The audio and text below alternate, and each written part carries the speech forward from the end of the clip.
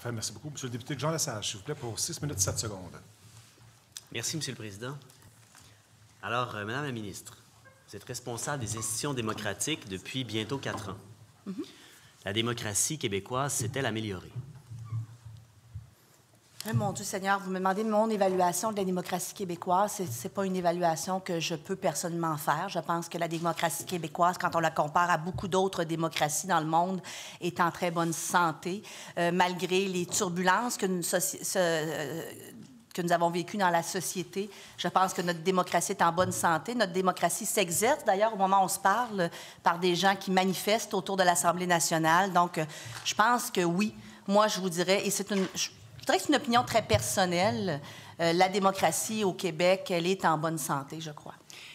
Et ma question était, s'est-elle améliorée? Est-ce qu'il y a des choses qui se sont améliorées dans la démocratie au Québec depuis que vous en êtes responsable? Comment mesure-t-on l'amélioration d'une démocratie? On a fait en sorte de...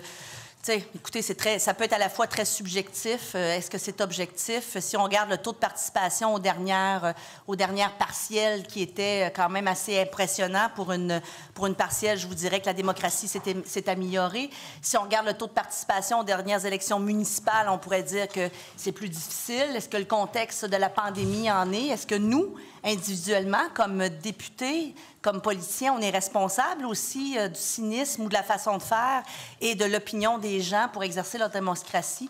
Moi, je pense qu'objectivement, on a pris des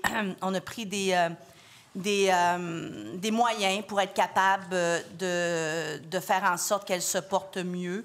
On a ouvert, d'ailleurs, dans des projets de loi, des nouvelles façons de faire pour permettre à des gens... Puis c'est très spécifique comme mesure, mais pour moi, j'y vois une mesure positive. D'ailleurs, avec mon collègue, le député de La Fontaine, quand on en a discuté, d'ouvrir la possibilité à des gens de 16 et 17 ans de pouvoir travailler aux élections, je pense que c'est une belle façon de les initier à notre système électoral, qui n'est pas la démocratie au sens large, mais qui a une partie fort importante. Moi, je considère que la démocratie au Québec est en très bonne santé, mais comment mesure-t-on l'amélioration? Je pourrais vous dire oui, vous pourriez être en désaccord. Moi, je pense que oui.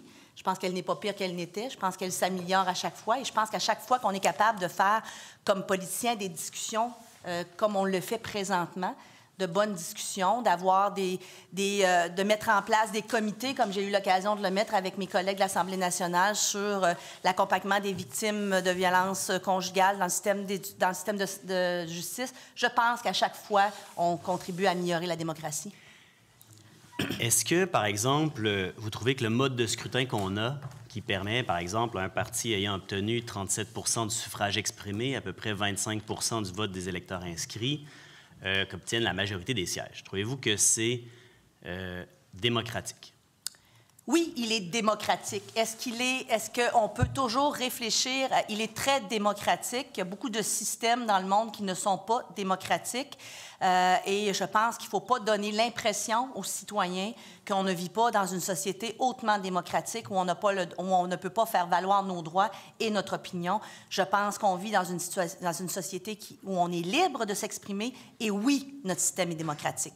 Est-ce que ce système est parfait? Non. Comme tous les systèmes dans le monde qui sont démocratiques, il n'est pas parfait. Est-ce que le projet de loi qu'on a déposé visait à peut-être pallier à certaines de ces imperfections? La réponse est oui. Mais est-ce que le système alternatif qui était discuté est aussi parfait? La réponse est non.